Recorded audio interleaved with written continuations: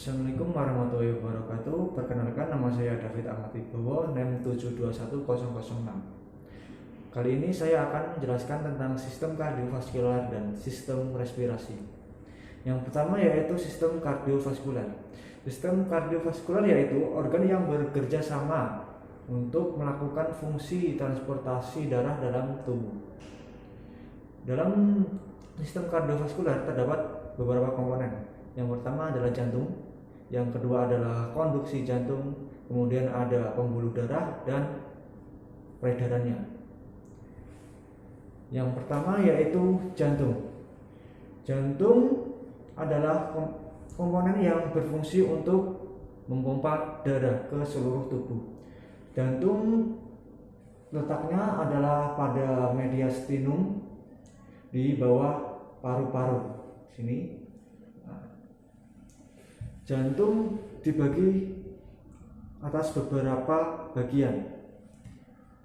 Kemudian sekiranya ada dua bagian, yaitu kanan dan kiri.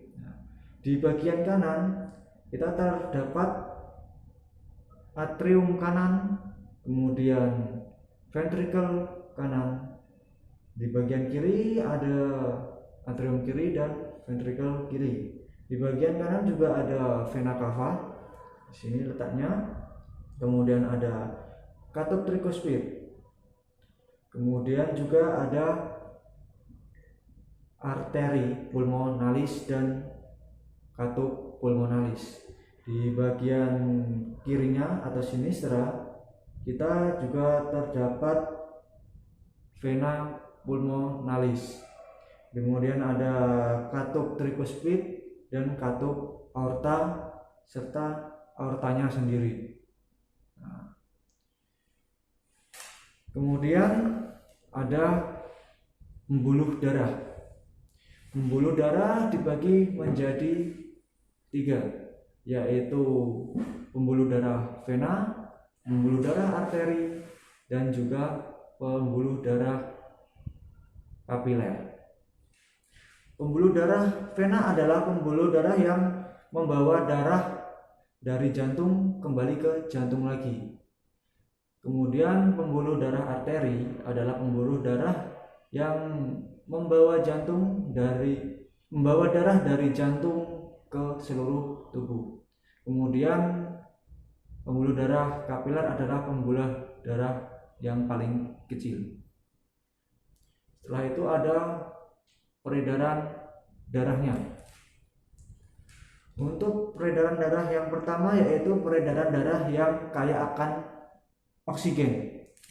Peredaran darah yang kaya akan oksigen berasal dari masuk dari vena pulmonalis, kemudian ke atrium kiri atau sinistra, kemudian masuk ke katup mitral, turun ke ventricle kiri atau serambi kiri. Kemudian kita lanjut ke katup aorta. Kemudian kita salurkan ke aortanya sampai ke seluruh tubuh. Setelah itu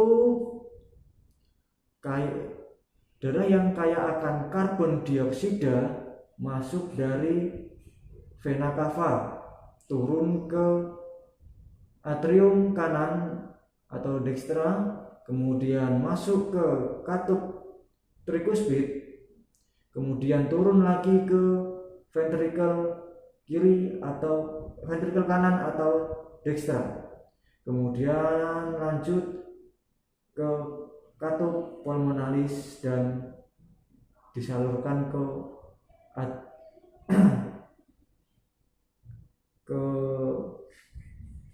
arteri pulmonalis dan disalurkan ke tubuh.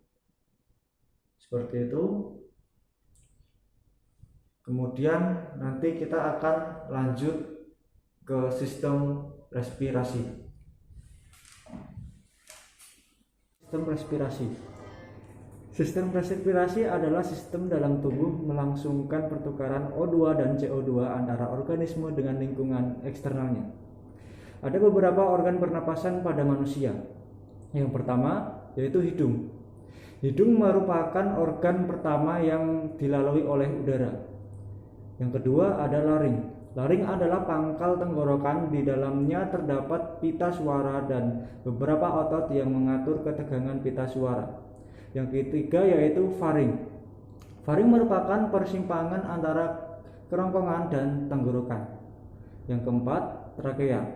Merupakan batang tenggorokan yang terletak di leher, bagian terdepan tenggorokan. Kemudian ada bronkus. Bronkus merupakan percabangan trakea.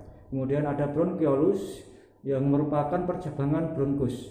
Kemudian terakhir adalah alveolus, berupa saluran udara yang membentuk gelembung-gelembung udara yang berfungsi sebagai tempat pertukaran oksigen dan karbon dioksida.